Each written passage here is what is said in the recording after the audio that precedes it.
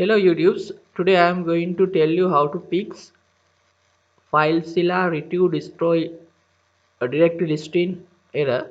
So I use my host IP and username and password and click on quick connect. So you can see there is a message, so it will try to connect, but there is a no listing here. So everything is correct, host names, usernames and passwords. So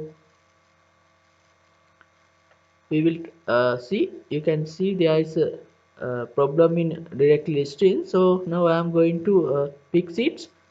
Okay, you can click on site manager, file, site managers, then you can find this information here.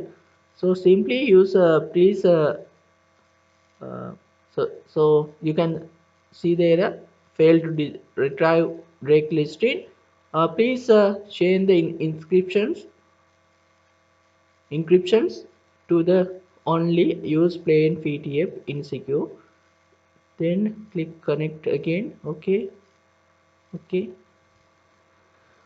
friends, now you can see now you can browse the your saver from here.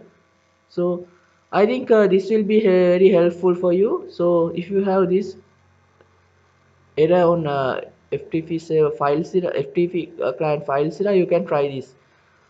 Thanks for watching. Please comment for more information.